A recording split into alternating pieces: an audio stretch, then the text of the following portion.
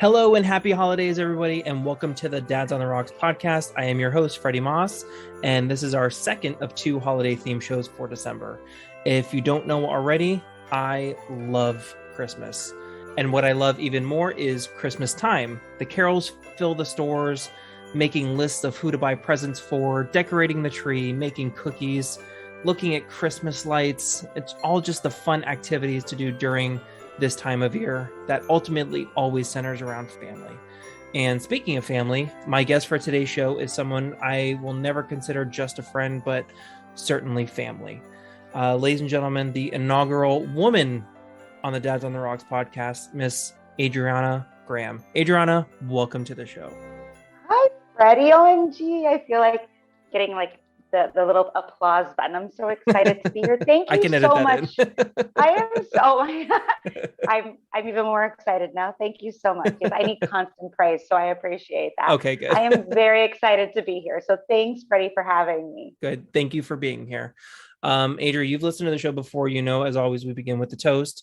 I wanted to have vodka tonight because I know that is your drink of choice, but I didn't have any green olives to make my vodka with green olive juice. So tonight I had to go with wine. I'm going with a standard Pinot Noir and nothing special, just a lovely glass of red wine. Why don't you tell us what you're having tonight and a little bit about yourself, so get all of our listeners a little bit more into who is Adriana Grahm. Oh my, I love this part. Well, I have to tell you, the irony in all this is that I am a 100% vodka drinker, 100%. And the funny thing is, when someone else is paying for me, Freddie, well, I love me a good grape juice. But I got to admit, what I go to all the time is a handle of Smirnoff. I like Tito's, but you can fight me on this one. I'm good. I'm comfortable with who I am. I'm a Smirnoff gal. I know. And the irony is that I'm actually drinking wine as well. And I'm not usually a wine drinker. I know, shockaroo.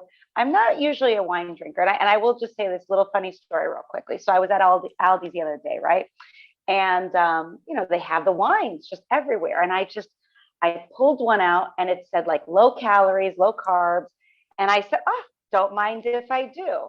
And I get to the register and Freddie, get ready. I'm not making this up. The label, what I'm actually drinking tonight is called Don't Mind If I Do. And that is the actual. So of course I thought, and it's a Sauvignon Blanc 2020, obviously, because I like it aged. And it's only 85 calories, gluten-free, by the way, I'd like to add. Oh, very nice. I didn't know how there was that much conscious. Gluten. Very healthy, 0 sugars. And I felt the need to apparently tell everybody in Aldi's how funny I was, because I was like, don't mind if I do. And OMG, the bottle is don't mind if I do. So that's what I'm drinking, but I'm going to actually call it my Christmas wine because I am going to drink it in my fancy plastic elf cup. Very nice. So see what I did there. It's not in a fancy snifter. I know that you like to drink in the glasses as that pertains to that liquor. I do. I certainly do. But because I thought I was going to go with bourbon tonight. I'm drinking red wine out of a rocks glass. So, we all have our faults. So it's Christmas. And it's the holiday episode. Hey, I love it. I'm about it. So all right. Well, cheers to you. Cheers to you, Freddie. Thanks for inviting me. I appreciate you so much. So speaking of which, white wine and Christmas is something that I'd like to get to later on. I have a note for that later on, but we'll get to that when we get to that. A little star there. Go ahead and tell everybody a little bit about yourself. Well, I am a K-5 art teacher at a great charter school. I love being there. This is my 10th year there. I feel so that I'm almost exhausted from my challenging myself. I've reached that pinnacle, and where do you go from here but down? But I keep on going, and I'm divorced. Mom for a long time now. I've been divorced longer than I've been married. So I've been divorced now, I think 13 years. Is that right? Yeah, longer than I've known you, because you weren't married when I met you back in 2009. No. And I do have a boyfriend. He doesn't live here. And maybe that's why we've been together for so long, because he lives in New York, well, now Connecticut. And I have 2 daughters. They are 17 and 19. Taylor just turned 19. Taylor's at FGCU, woohoo. And we just got back yesterday from touring University of Central Florida. And I'm really hoping that the little one, who will be 18 in March, that she just fell in love with the University of Central Florida. Oh, so, that's good. I definitely can feel this podcast in my soul. This is what we needed, this podcast. And I'm happy to be here as a mom that's always on the rocks. I'm happy to be here to represent. So I really feel that. And, now I can give you a teenager's point of view, because I think we've seen it all and we're ready for that next step. So that's where I'm at. I think you are our most seasoned parent on the show. Actually, not only are you the inaugural mom, but you're the most seasoned parent, because everybody else's kids have been younger. I think my brother is the closest one, and his oldest is 17, and he's got younger ones. I think Zachary is 16 now. I think your brother and I are the same age, so we're both seasoned ones. Gotcha. Okay, but you are. It's not winning. It's not a competition. But your children are older than his, so winning. Right. Winning. I beat him by like 1-2 years. Yeah. So you're right. But but who's the one that's winning here? Because we're the nest is getting emptier every day, so how does one down more. How does that feel for you? Like, now that your kids they're always going to be your kids, and you're always going to be worried about them. But now that you've got one out of the nest and the other one is, close behind, how does that make you feel? Like, what is there, like stress or nervousness or anything, or just a big load of relief that they're getting? Because I know your girls. For people out there that don't know Adriana's daughters, I've watched them grow up, and it's wild to see them from very little to now going off to college. And they're great. They both babysat my kids, and I trust them more than I trust other people. Okay. But it's weird to see them as grown-ups now. So it's how does that make you feel now that they're leaving the nest, essentially? It's very bittersweet. It's very bittersweet. I said it when they were little, actually. I said I didn't have them to keep them. I didn't, and I can't put them back. And as much as, there's a lot of, it's not pain because of anything. It's just, and actually it's funny, because I'll put a little star like you did by the traditions thing. There's nothing, change is the only constant. We have to evolve. We have to grow. We have to know that we didn't make them to keep them, so it is. And it's not a relief, but it is bittersweet. I can only, and I talked to George about this. I talked to a few people about this. I said, you will never stop worrying about them. They're babies. You just want them to survive. Yeah. Then the next step is, especially girls, you worry someone's going to take them. You worry about this. They're going to choke. There's so many things to worry about.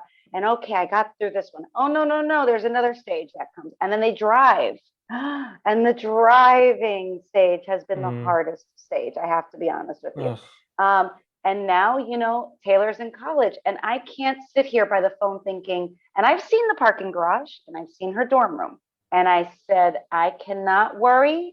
I have to have faith in something, has to give me faith. I have faith that I've taught her. I've done everything. I've done the best job that I could do. I have faith that she made it from the car to her dorm room. I can't be worried. What kind of life is that going to be for her? What kind of life is that for me? To worry constantly. Yeah. So I have to kind of let go and let God and pray that I've done everything that I could have possibly done and taught them as much as I can. But the good news is they're going to always need you in different phases. And I don't know, maybe your sister can, I know for girls, I should say, you don't appreciate your moms sometimes until later on in life. And I know I didn't appreciate my mom until I had children.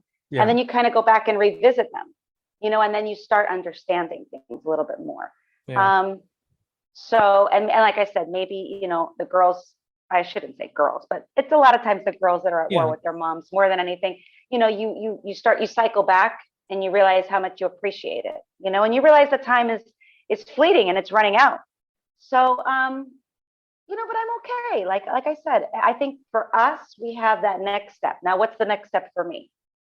Well, at first you you do everything you can to get them to survive, then it's all the worries of having them drive, and now all you want That's them to right. do is thrive. So they've got to do that on their own. So Perfect. Yeah. you have to hope that you've instilled enough of yourself in them, the best parts of yourself, to Right. let them go out and make the world their own, kind of thing. I think Right. And that's kind of and make the right decisions. yeah. They're gonna make poor choices. It's just hope we just hope they aren't that bad. And I said to the girls, no matter what it is, and if you've made, I said, you look, anything that you've done wrong, the sooner you tell me, the better. Yeah. Don't hold out. And that's trust between parents. Yeah. They have to trust me to tell me things and tell me right away. And the sooner you tell me, the quicker I can handle it. And I only know that from, gosh, the credit card debt from your first year of college. You don't know. Who knew? Yeah. You got to get in there right away and tell someone I'm drowning, no matter what it is, whether it's life, whether it's anything.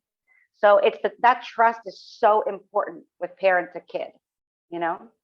It's funny. I was before for our listeners out there, Adriana agreed to do our show tonight. Yesterday, we record this in advance, obviously, but she agreed to do this yesterday because I was in a bit of a situation, and my guest had canceled because of reasons. I see. Valid reasons. You weren't my second choice, obviously. Oh, I see. Okay, you were my second choice. It's okay. I knew I was going to cycle in here eventually, so I'm at peace with that. It's okay. So Adriana graciously agreed to do the show, and I'm absolutely very, very thankful that she was available to do the show, because I have wanted her on the show too. But regardless, I was thinking of you. I think it was like 3 days ago. I was driving in the car, just not listening to anything, just driving to work or wherever I was. And I was thinking of decisions that I made stupidly when I was your kid's age and maybe a little bit younger, and how I straight up lied to my parents because I didn't want to get in trouble. There was there was not so much trust as there was fear. So I lied to get out of it. I knew what I was doing was probably stupid, but I didn't want them to find out and be disappointed in me or get mad at me or whatever. But and then I was thinking of your girls and how they, even if they make a stupid decision or they make the wrong decision, they have that trust with you to where they can say, Mommy, I screwed up. I need help. This is exactly what happened, or whatever the case is. They have that trust with you that they can come to you with anything and be honest. And I've always admired that about your relationship with your daughters. And I've told your girls that before. Oh my goodness. That's something they didn't tell me that, by the way. I've told them that maybe it was privately, but I've told them that before. And that's something that I didn't have with my parents, because that was, I think, more of a flaw with me in my relationship with them. Not on them, but it was more of I feared being in trouble as opposed to open to help. Right. And I recognize that with you in your girls, and I admire that. And that's something that I said to myself, like, I want that with my kids. I don't want them to lie to me. I want them to come to me as opposed to what I did as a kid. Well, the funny thing was, in hindsight, and I know maybe you can agree with this, I don't really know why, because I actually, in hindsight, think that my parents were much, God, if my mother listens to this, is actually, well, they were actually much cooler than I thought. I did get it. I don't say I got away with things, but there were things that I did that they knew I was doing, like, and I wouldn't let the girls do that right now. And I'm very surprised, actually, again, in hindsight, now that I have kids, that I did kind of get away with things. And I don't know why I lied, because I feel like I really kind of didn't have to, but it was at that moment that you just weren't sure, know. But I think I did have the trust with them. I just, call it precociousness, call it teenage angst, call it, because I just wanted to get away with it. Who knows, but I didn't at the time. But the other thing I think is also, because being a teacher, I can get really upset with a student, but it's so important that they know, okay, I'm upset with you. I love you. I love you. Yeah. I love you. And okay, I said it. You understood what I said. Now we're done. Turn the page. We start a new. We're done. move past. And so many kids even come in, upset. And I'm like, this is what we're doing now. You're in here. So I think that I can kind of, I guess it's compartmentalize in a way. Right. But I do think this is from being a teacher though. Like, I don't think I had this originally. And I have to realize that this is what's happening at this moment. And this is what I'm really upset at, and I have to stop and say, okay, we're done with it. Really wrap it up. We're done. And I think that that's so important. If you're going to move forward with fidelity. Really, really mean it, that I'm going to move forward with this. I forgive you. It's over. And if you're going to keep on holding on to it, then I guess you're not really over it, And I think it's so that, and the kids trust you. They're like, oh, okay, she means it. Like, she still loves me. She smiled again. It's done. We're over. I understood. You know what I'm saying? I do. It makes sense. I feel like that's something that I never learned myself. I mean, at least not that I remember. But growing up is to compartmentalize and to leave something at the door, so to speak. Right. And I had to learn that when I started working in 911, because if I was having a crappy day, if I was, fighting with Stephanie, or, something bad happened or whatever, I was just having a not good day, all that needs to stay at the door, because this is something else that I have to take care of, because it's time for you to take care of somebody else. Like, right, exactly. It's something completely different. You have to leave it at the door, because you cannot bring that into the job, no matter what it is. And I never really learned that up until I started working in that position. So I think having kids start that early, it kind of helps them deal with it, because they can forget about it for a little bit, and then they come back to it with a cooler head and can deal with it at that point. And I think you, as the parent also, and me, or as the teacher, you kind of know where your anger is directed. And sometimes, again, just as the teacher mom speaking, is that I tell my students, I'm like, you walking in, I'm already angry from the last class. I am not angry at you, but I'm on edge. I'm just trying to cool I don't have enough time in between to yoga it out. Yeah. So I got to tell them, listen, when you're like, I'm not mad at you, I'm mad at the situation, kind of thing. You have to focus, and they have, so it's kind of a mutual understanding. Okay, we know she's not mad at me, but let's not test those waters. Yeah, that could snap at any minute. Exactly. Like and I've always said communication is huge. If you tell your class, like, look, my last class were a bunch of jerks, horrible. And it's I'm on edge, and I'm not really happy. I'm not mad at you. I'm just not in a good mood, and don't push me because I'm close to the edge, kind of thing. And if you like communicate that with him, like, look, you can turn it around. Yeah. Like, you can make it better. All right. Make my day better. Yeah. Make my day better, because I'm already having a bad day. This is an opportunity for you to make my day better. I'm going to use that soon. There's that word opportunity again. Absolutely. Right. It's true though. All right. This is a Christmas episode. I know we got way off tangent. That's okay. Freddie, but no, I like this. This makes me happy. The very first mom on the show, and we still got to talk about a whole bunch of different like parenting things. And little teaser for the new year, folks, is the show is going to be moving in a different direction. Not so much structured parenting topic, non-parenting topic, but this is kind of how the show is going to be. But less structure of parenting and non-parenting and tell me a story. It's going to be more so of a couple people having a conversation, parenting stuff and otherwise. So just little fun fact for you for the future. New year, new Dads on the Rocks. So surprise. Hey, and Freddie, I love my t-shirt that I have. I wear it everywhere. I've brought it to Connecticut. I've brought it to New York. I am rocking Dads on the Rocks. Maybe I should have a Moms on the Rocks, but I am rocking it and loving it. I wonder if I could make a variant of that. I should get that domain too, as Moms on the Rocks too.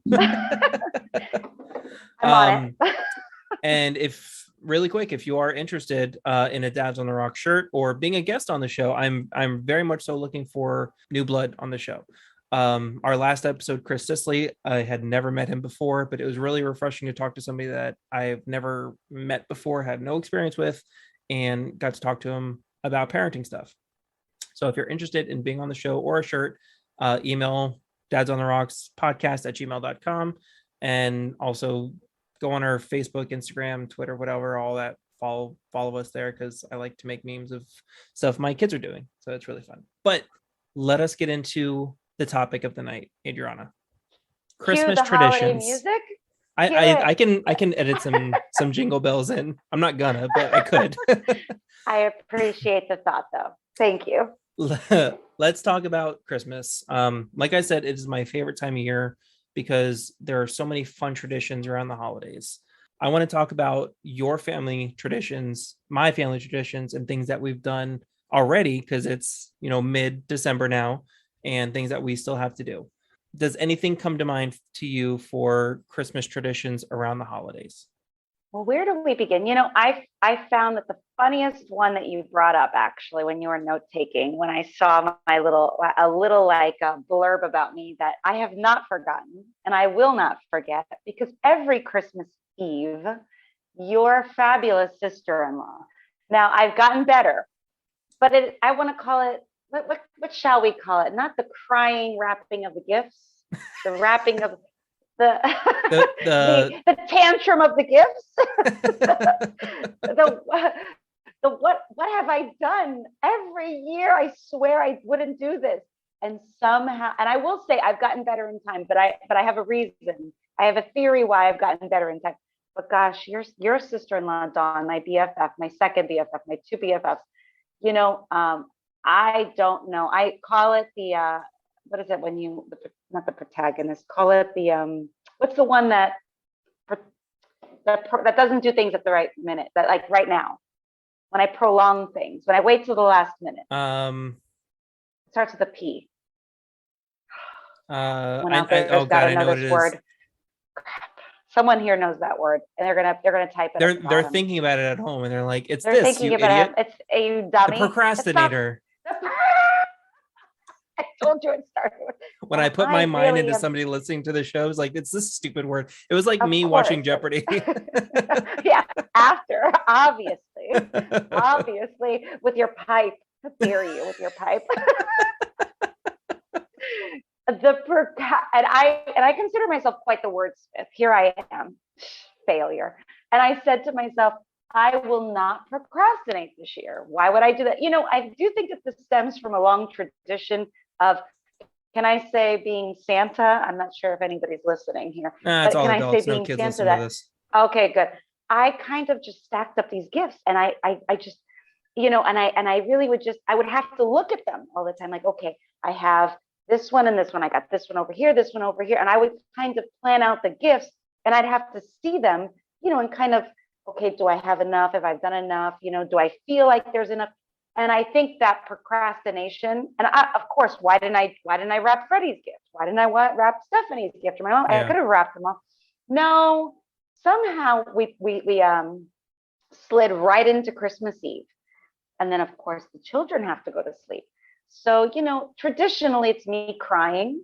There's a Christmas Story is always on 24 hours. 24 hours of the whole marathon. Story. Speaking of traditions, that is one of mine. I like to, in the middle of the night, wake up and have the Christmas Story on.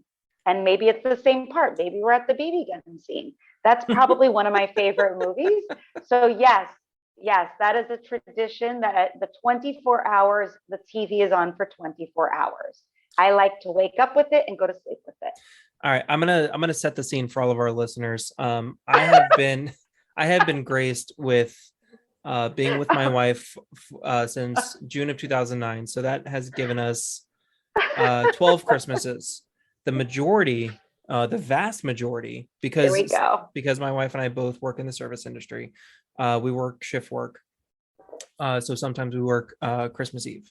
But for the vast majority, we have been able to go to Adriana's parents' house or Adriana's house for Christmas Eve. That is one of our Christmas traditions, is going over to Adriana's or Adriana's parents' house for Christmas Eve. It's been like that for years, ever since Stephanie and I have been together.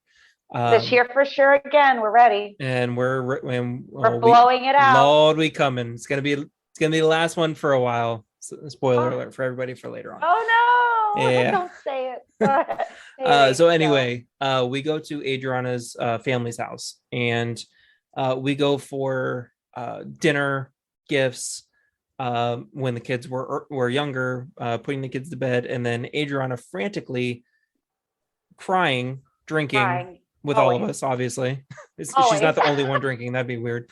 And Is it? trying to wrap gifts with all of her elves, meaning us. All the while, A Christmas Story has started playing, I think 7 or 8 o'clock on TBS, I believe. Yes. And that's on in the background as we're talking things. And usually I'm being peppered with like, why did you wait this? And the ultimate, this is the last year. I'm not going to wait. I'm not going to do this again next year. I'll be better. I promise, Santa, I'll be better next year. I'll be good next year. I promise. I'll be good. This will never happen again. As the flames, this is fine. It's fine. Everything's fine. as the flames engulf us. And speaking of which, traditionally, Adriana's family is Cuban, so is my wife. So paella is traditionally the dinner of choice for Christmas Eve, seafood. Paella. How did we? But do you know how we came to do that? And don't say Cuban. I don't know if you know this, but how did we come to paella that year on Christmas Eve? I thought that was just a Cuban tradition because that's all I've ever known within memory worth remembering. I thought that was a Cuban thing. Is it not? Educate me, please. It is sort of. Okay, so let me back up. And it is a Cuban thing. However, it actually evolved for us. But I'll tell you what happened was when we were growing up, and we are Catholic. Yes. Right. We are Catholic. Did you know? You must know. Catholics do not eat meat on Christmas Eve. I don't know if you knew that. I've fallen far away from the from the cross, so it's been a while since I've been to I hope Sunday Mama school. Moss is listening to this. I hope some Moss family member is listening to this and sharing it with don't worry, family. they're aware. It's okay. Well, I'd like you to know that while not practicing, I understand very well Catholicism, and yes. and I know it was a tradition that we never ate meat on Christmas Eve. Right. So when I was growing up, when I was little, pre-paella, my mother would always serve shrimp. She always had shrimp. We never had meat on Christmas Eve. And I don't know if have you ever had meat on Christmas Eve? Like, think about it. Before me. Not that I remember, but I don't ever remember dinners because we never did like a Christmas Eve dinner. We always went to midnight mass the night before. So I just remember having to stay up late. I don't remember the dinners ever, but I do remember during Lent, we cannot have meat on Fridays. Right. So same thing. Correct. But my family never ate seafood. We always had like cheese pizza or veggie pizza that on Fridays. Oh, okay. So I guess the same thing. And if you know Mr. Maas, who doesn't eat, by the way, I'd like his audience to know, I make him a special chicken and rice. Sometimes I don't make it, but I did make it recently. Okay. And I will make another one this year. I will add chicken, not just seafood. That was my reason for bringing up paella, because Adriana graciously makes a separate paella, which is non-seafood for me because I don't eat seafood. And she makes that for me. And there's always way too much because I'm the only jackass eating non-seafood paella. As everybody literally is fighting over the snow crab legs and the butter bath. That is like butter. Like, I'm coming with the bowls. Can we comment on these bowls of butter that are spread about with the crackers everywhere, with the nut crackers that are now seafood crackers? They're nut crackers, by the way. And the little picks and Mama Nancy, your mother-in-law, is like just tearing into them.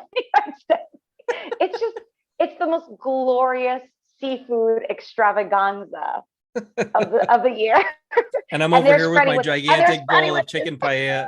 I'm having a great time too, by the way. Like, I'm not ravaging that bowl of snow crabs. It's all yours. Nobody wants it. Nobody. I do. When they can have a seafood extravaganza. To each his own. Everybody likes their own thing. That's right. Everybody can judge in the comments below.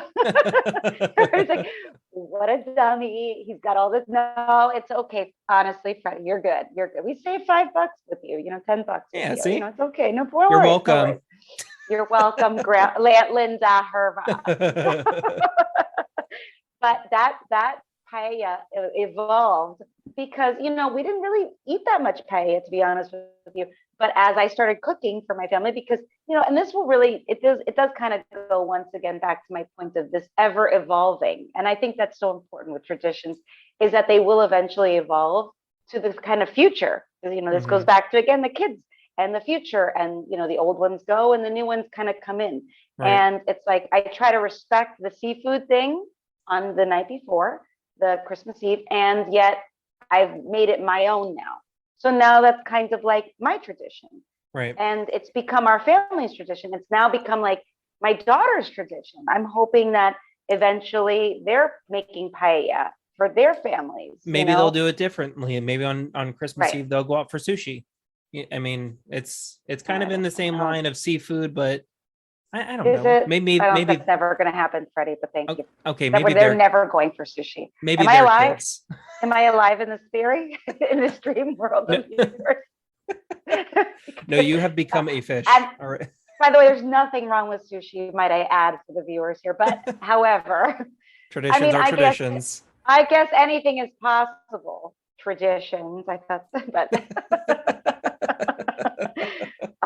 and so I have a fun fact. Okay, I have a fun fact. So, and I had to look this up because I was really thinking hard about this idea of traditions, and I'm actually quite excited. You know, you're Catholic and stuff. So I was talking to my mom today, and I know that she may or may not. I think she's going to listen to this one for sure. She was very excited about it, and I said to her, Mom, you know, I remember again in the time of her cooking and in the time of shrimp. I said, Mom, I remember we used to eat hosts. So think for a second, Freddie. What hosts? Like the body of Christ, like the little crackers? Yes. Okay. So listen to this, right? So my grandmother, when she was still alive, my mother's mother, they were Czechoslovakian. But she was Czechoslovakian. My grandfather's Austrian, from my mother's side. Okay. We know the other side's Cuban. So my mother's side was Czechoslovakian and Austrian. So my grandmother, who was Czechoslovakian, she would go to the church, and the church, you don't sell them, but they would, for a donation, you could actually buy hosts. Okay. Before they're consecrated. Thank you for knowing that word. Word of the day. Oh my Catholic gosh. friends. Word of the day. That is procrastinate. What is happening here? Thank you. I remember some things. I don't remember dinner on Christmas Eve when I was younger, but before they were made the body and blood of Jesus Christ, for all my Jewish friends out there, before they were made the body and blood of Jewish Christ at church, it's just basically bread. Okay, that's funny that you said that. So I said, well, Mom, was this blessed? She goes, yes, it's blessed, but it hasn't been consecrated yet. Okay. So I'm gonna cry because I am so impressed with you, Freddy Maas. Thank you. You see, who are you? You do know what's going. Mama Maas, I take everything back. He's got this. Okay, he's got it. It's deep in there. It's deep down. Digging. It's deep down. He's got it. It's deep down, but it's in there. It's in there. You can't. I know you can smell what a church smells like. I know you can. Oh yeah. Smell it. Yeah, I do. I know. I can smell it too. It's okay. So it's okay. We're gonna be okay. It's okay. So my and actually I Googled it, and it was Polish, Slovak. It's called oplatki. That's a fun fact I really didn't know. It's called oplatki. My mother knew it. She rattled that right off. And they're like little rectangles, and they had little scenes on them. You know, like Silent Night or Starry Night. You know, like whatever. So there's like actual artwork on like for lack of a better word, cracker. Correct. And it's like pressed. So it's not like art. It's more like an indentation, you know, like a little raised. Yeah.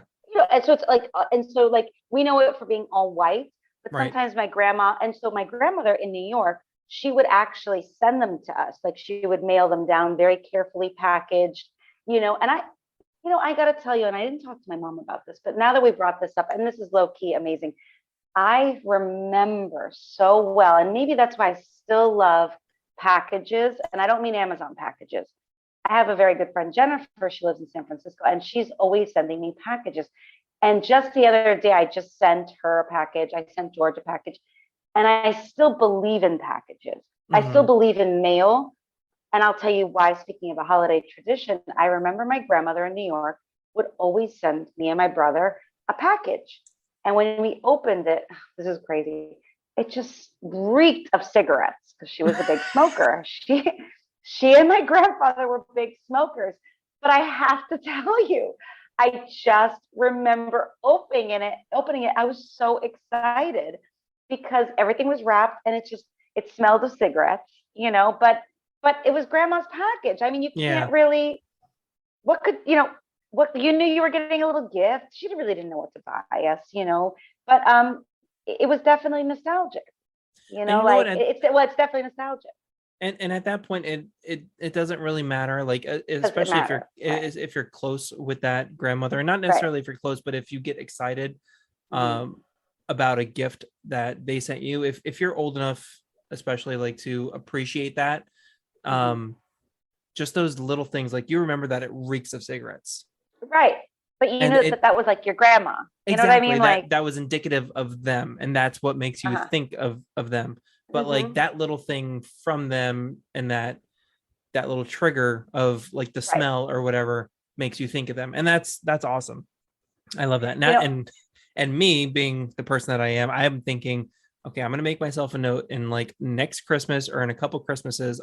When Adriana and I unfortunately don't live near each other, I'm gonna send her a package, and I'm just gonna blow cigarette smoke all. I'm gonna have to find somebody that smokes cigarettes. I'm gonna say, Grandma. Grandma, was that you? I just want to make Adriana cry in happiness. Oh my gosh. It's so funny. At this time of year, it's funny, at school, I teach Norman Rockwell. Okay. I always teach Norman Rockwell. One of my standards at school, yada, yada, yada, is that careers in education, in art. Right. And so I said, well, you can be an illustrator. He was an illustrator for the Saturday Evening Post. And it's so difficult. Imagine trying to teach a concept such as nostalgia to little ones, because you're like, how do you even explain nostalgia? It's it's a remembrance of a better day, right? So I tell the students, and I tell like little ones, I say first graders, like, okay, we're going to make a perfume bottle because it's shown that the sense of smell is your strongest sense of memory. Okay, so I said, imagine how weird. I said, so we're going to make a perfume bottle. What does Thanksgiving smell like? Better yet, Freddie, here, what does Halloween smell like? Okay. Do I have it in my head, or am I explaining it? Well, it's up to you to explain it. Like, what does Halloween smell like to you? To me, Halloween smells like raw pumpkins as we carve. The very indicative smell of like smoke, like fog, like artificial fog. Right. Well, I mean, we live in South Florida, so I think of Halloween, I think of trick-or-treating. I don't get like the smells of fall. I get the smells of sweat and body odor because we're walking around and we're sweating our butts off because it's 90 degrees on October 31st and it sucks. Right. It's funny because I have a bin that I keep my candy all year round, because I throw it in there, and you open it and you smell it, and you can't smell the Snickers. Oh, candy. You can't smell. You Halloween can't candy. Smell. Right, because you can't smell specifically. Like, I'm not like, ooh, Snickers. Like, you smell all of it, like that combination. Yes. You're like, oh, this is Halloween candy. Yes. Right? Okay, Halloween candy has its own specific smell. Right. Like, okay, I was thinking Halloween as no, a holiday and a tradition, but like Halloween candy specifically, like like you got your bowl of Halloween candy bowl that you got from trick-or-treating, you stick your face in and you smell it. It's got that very indicative smell of like Halloween wrappers candy. And chocolate and pennies for some reason from that old broad down the street. Okay, that was a long time ago. I don't know who's throwing pennies in there recently. I haven't seen a toothbrush in a while. I know I haven't seen an apple in a while, but God forbid that happens. You know what Allie got this year was a free Frosty coupon for Wendy's. You know what? Is that bad? It's not, but like I remember getting that when I was younger, so I'm like, Jesus Christ, they still do. Or like those Pizza Hut circle things, like, hey. Like the honor roll wheels where you like have to tear off the things for a free game of bowling and stuff.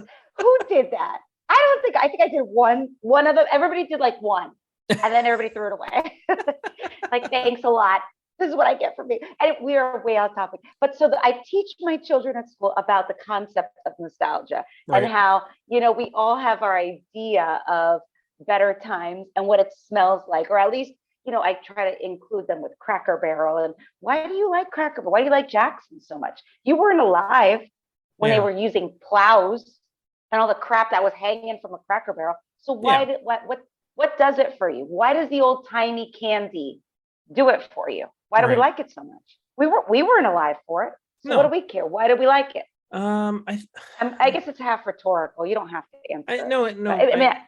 It is, but I also think that it's a respect for things of the past, to know where we've been, to know where we are now. So now we can be in a spot to respect the past from where we've been, right? And appreciate the fact that we are still here, and we can appreciate how we got here. So, and I kind of like that. I like I can appreciate, a good nostalgia here and again.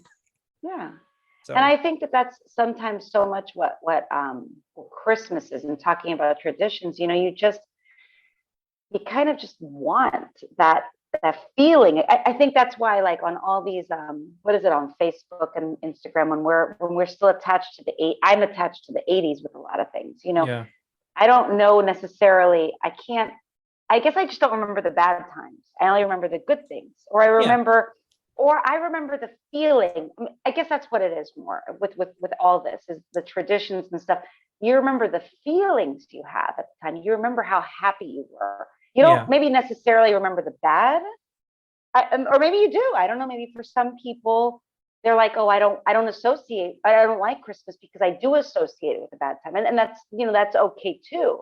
If you associate something, we happen to associate happy times. And then maybe that's why we hold on, or that's why we like these traditions, Well, that makes sense. I mean, why are you going to hold on to the bad stuff? I mean, right. That's no fun. You hold on to the good stuff. You forget all the crappy movies that you saw in the 80s, but you remember Gremlins, you remember Ghostbusters, you remember Pretty in Pink, Back to the Future. So I mean that makes sense. You hold on to the good stuff as far as nostalgia goes. So all right, let's get back to Christmas traditions. I don't even know how we got off on that tangent. That's taken several different exits, but oh, my bad. Is that all going to be edited? No. out? I love this. This is fun for me. This is what I want the show to be in the future. Just let it organically flow, and that's what I really like about where I want the show to go. But anyway, let's get back to Christmas traditions. Did you do Christmas cookies with the girls? The funny thing that you say that is that I used to be a cake decorator, and I was never a big cookie person, and now I've evolved into this gingerbread wonderland. Like, I am really digging it. Like, thank you, Five Below. Thank you, Walmart. And I know I just said that. Thank you, Target. Thank you, everywhere I go. Oh, thank you, Trader Joe's, for having the most. I have bought. I'm embarrassed to say, I've bought 6 to 7 gingerbread kits. Wait, this year? Yeah, I just keep on buying them. I can't stop. I was like, in history or this year, because there's a big difference. Like just a few minutes ago. No, I'm just kidding. I just went. Okay, so look, Trader Joe's has the cutest little chalet that I dig, because I know it looks German. Again, there's something very nostalgic about it. It's in like a funny box, and I really like it. It's different. The kids are cute on it. I don't know what happened. It's got old pictures of it. Sold. #sold me right away. Whoever's their marketing genius, you're welcome for all of my money. Okay. But so I bought the chalet. I bought like the train from Five Below. I bought all these things, and I don't know why. I just think but you know what, Freddie? I don't think, okay, I'm sorry. And maybe we're going to get nasty comments. I don't know who's eating this, because nobody here's eating it. Let's face it. It's going to all go in the garbage, Freddie. But this does go back to, I love having this time with the girls. And I'm going to invite you guys and my brother. We're going to have a gingerbread night here. And you know what? I don't even care if all the gingerbread ends up in the garbage. I guess it's something to give us an excuse to be together. Yeah. And that's the most important thing to me. Is that we're together, we're all building our little things. Will it hold up? Will it not? I don't know. Do I have enough cans to support these structures? I don't know. So I want the kids to have fun. I don't care if the icing slips off. I don't care if there's sprinkles all over the floor. Did everybody have a good time? Do we laugh and take lots of pictures together?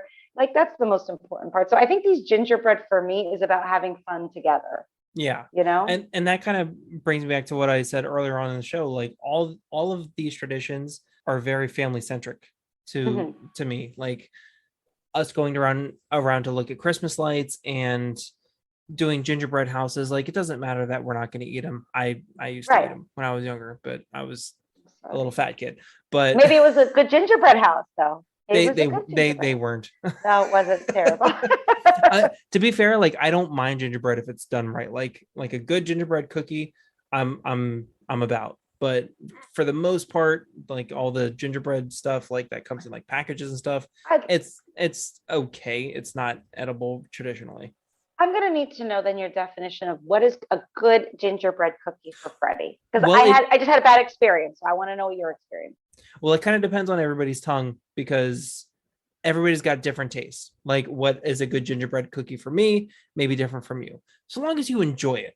If it's not too, for me, it's pretty soft. It's still got that ginger flavor to it, but it's still sweet. That's okay with me. But if it's like hard as cardboard and it just tastes flavorless, I don't want anything to do with that. You're such a good person, Freddie. You really are. No, that's what I keep telling everybody. Jesus, nobody listens to me. I cannot believe that you, like, in my mind, I was ready to agree with you. We're at an impasse here because I don't know what to do anymore. I don't even know where I am anymore. Well, I know I'm at the end of the bottle of wine, but. Oh my goodness, me too. We should probably wrap this up pretty soon. It's okay. I've only hit so I cannot believe you said soft gingerbread because I'm the opposite. I like it like almost break your teeth, like crunchy. Like, I like it crunchy. Yes. Oh, so okay, ready? And I don't know if this is loud. I was recently in Orlando and I saw the gingerbread house at the Grand Floridian, and I know you guys were there too. Did you happen to see the we Grand were there Floridian recently, house? but we didn't go. We have been in the past, and it's gigantic. It's very impressive if you ever get a chance to go. Yeah, I bought a shingle. I did not buy. My brother bought a shingle, right? Yeah, we've done that too. Terrible.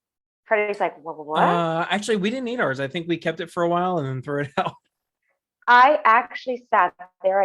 We bought a couple little things, and I shared a shingle with the boys. And I go, this is horrible. It was soft and cakey, and I'm like, what am I doing? What is it? Am I eating a cake? I don't understand. I want that snap. I think you like the ginger snap.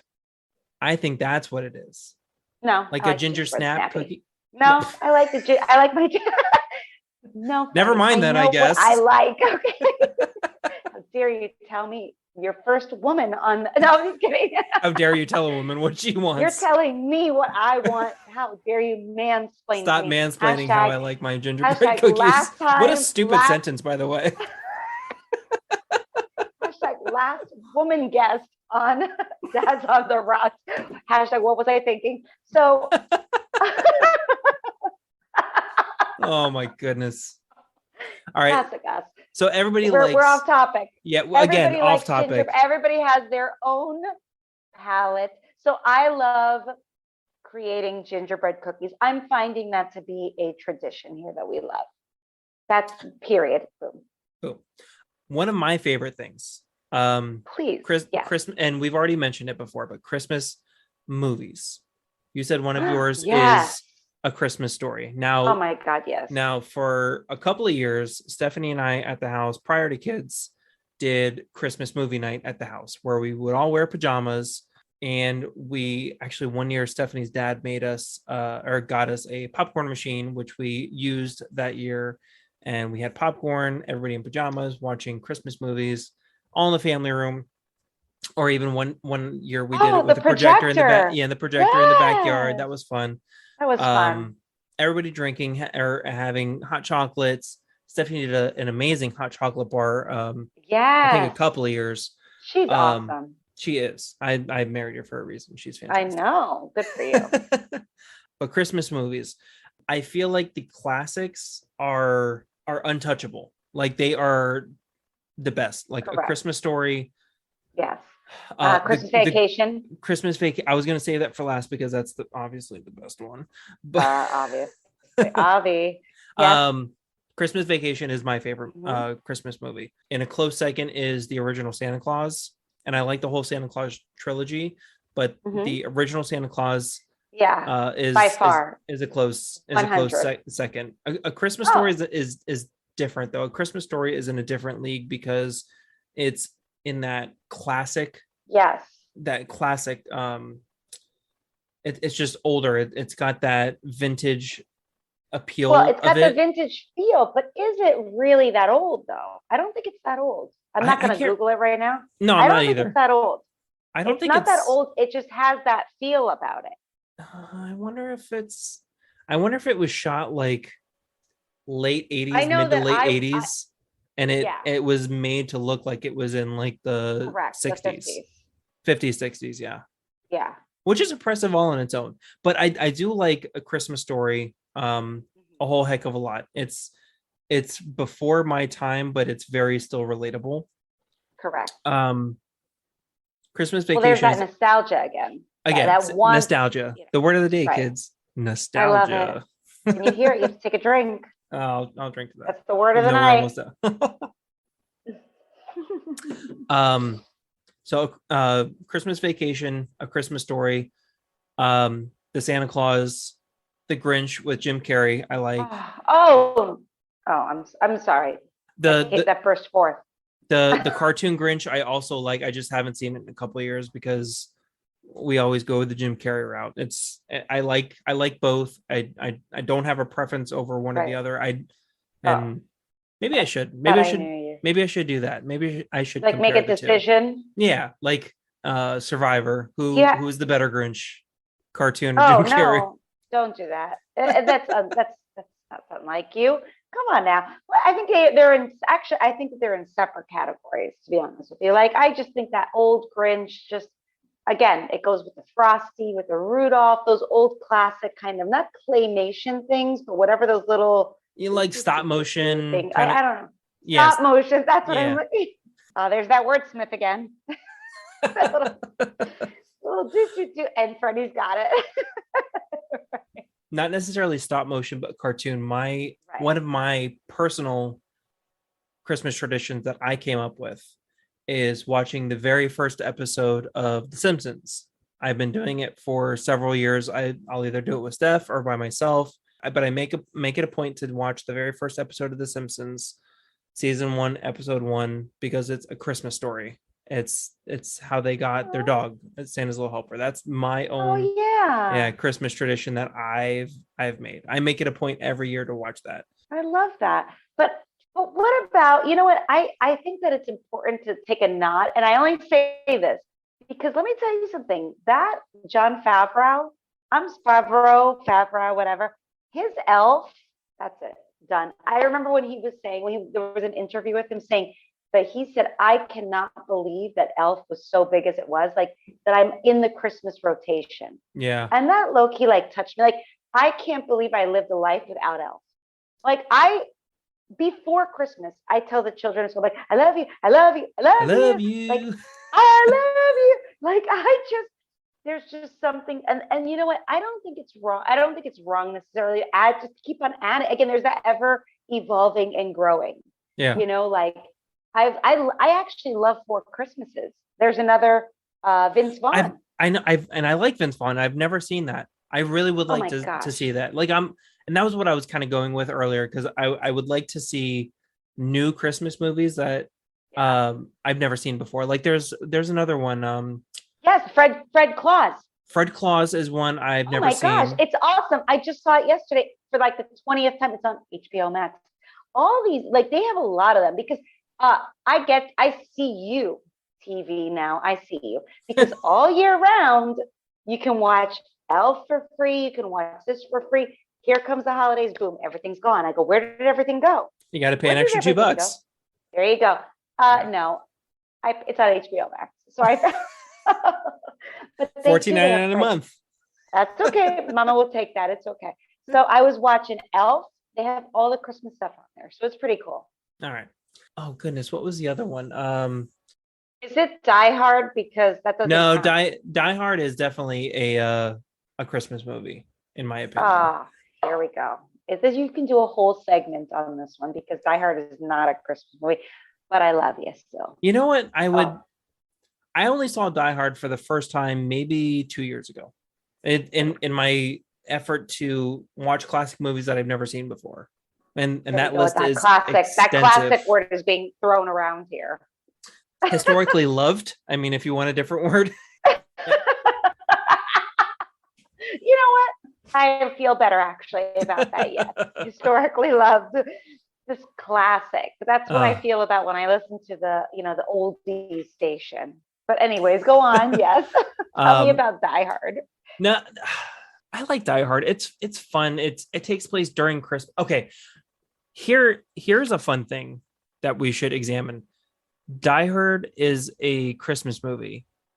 Mm-hmm. Gremlins is a Christmas movie. Which one is more of a Christmas movie? If you Gremlins. have to, Gremlins. I don't think I've ever seen Gremlins. Okay, that's it. This podcast. I'm telling you, the list of movies I have not seen goes on and on. Anyway, back to the Christmas traditions. Oh yes. Oh, let's get away from Gremlins and Die Hard debate over whether or not they're Christmas movies. It's not even a debate really, and it's more so we're back to the podcast of what the fuck are you thinking? Like yes. I don't even know you, but we're gonna have to. That just you know what the problem is. That led me to think that you know what I know you, but like we should have had more movie nights here. What were we doing? Where were we? I mean, we had to work and stuff. Experiences. Oh, there's that pesky word again. There's that. Oh, that work again. Oh, I have a fun fact for you. I mean, it's not really a question, just a fun fact. Did you know I am related in a million different ways, like in a million different like levels. There's like many, it's like dive deep though, to the person who wrote the music for Silent Night. Boom, I dropped that one on this. Really? Podcast. There you go. So, okay, funny story. So, I mean, it's not really funny. I'm sorry. No, I got to hear it now. I totally like. There's actually not really a story at all. So, my great grandmother's great uncle.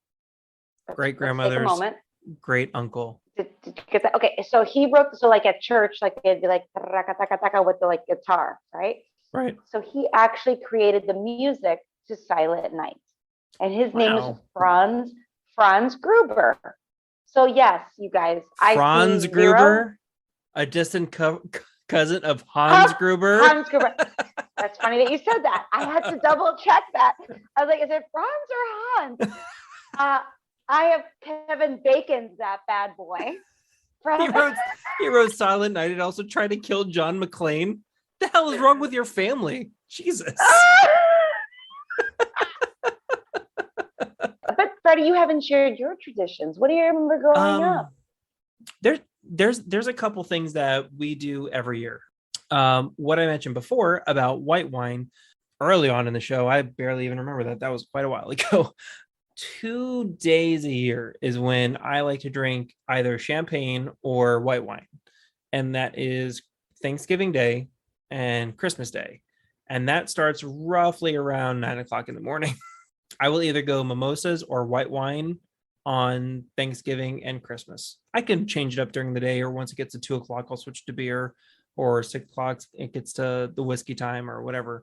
But during the day, I like to do a very light, somewhat alcoholic white wine, or like slow buzz all day. Yeah, exactly. It's like that like slight IV drip. Exactly. So like a little just a pink. Exactly. Right. Just gotcha. And not overly crazy. Don't get passed out by 11:30 in the morning. Just that steady constant buzz. Break it up with water. Just that steady enjoyment of the day. That's one of my traditions that I have taken upon and that is upon those myself. Are what 2 days again? Thanksgiving Day and Christmas Day. Thanksgiving. Gotcha.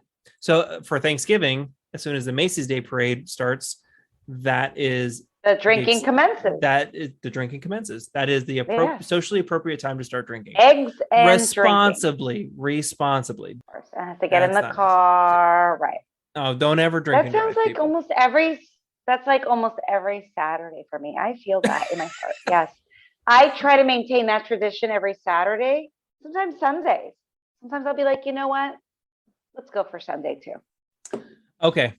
Are we wrapping it up now? Yeah, I think we're gonna wrap it up. Goodness. But we've had so much fun here today. We have had a lot of fun. Adriana, this was such a fun show.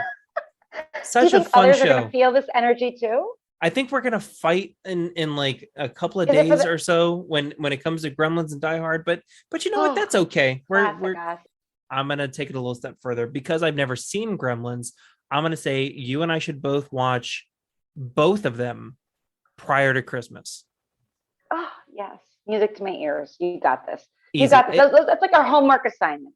Exactly. It's a homework assignment that you can do. Yeah. You have 3 weeks, almost just under 3 weeks to complete that. You have 2 movies to watch, Gremlins and Die Hard. You may or may not include other classmates, your kids, my wife. She's not going to watch that shit. Oh, just one more thing for me to make fun of her with. That's okay though. It's okay. We got this. We got this, Freddie. We know who we are, right, Freddie? Exactly. We know exactly. It's okay. We know the name of the game. Prior to our gathering on New Year, Christmas Eve, you and I both have to watch Gremlins and Die Hard. But you don't have to like do a diorama. You don't have to do a book report or anything like that. Just sit and enjoy and watch the movie and decide if it's a Christmas movie or not. I'm going to go in with a clear, you know what? I'm going to compartmentalize this one. I'm going to go in with a clear conscience. I'm going to be like, what would Freddie do? What would Freddie think? What would I think? Okay, WWFD. I'm watching it for the first time. What is this for? Let me analyze this. I got you. I'm going to receive these movies and see what I think. Okay. All right. That's enough shenanigans from either one of us, Adriana. I think our guests are very tired of both of us at this point. They're sick of us. Adriana, thank you. Best show ever. Thank you very much for being the inaugural woman, the very first mom, and ultimately a guest on the Dads on the Rocks podcast. As I like to do with all my guests, do you have any last words for our listeners for this episode? You know, moms are always on the rocks too. You know, these wine bottles, you know, we drink them as if they're juice, like Capri Sun, but they definitely hit us. Watch your moms. We are not okay all the time. You know, watch us. The teachers, we are not okay, teachers, okay? And moms, we are not always okay. But you know what? We got this. And it's just, we need to take things a little bit easier, a little bit lighter, you know, appreciate it. This is what we've got. And I've had so much fun today. You can invite me back anytime. I love this. From Adriana and myself to all of you, a very Merry Christmas.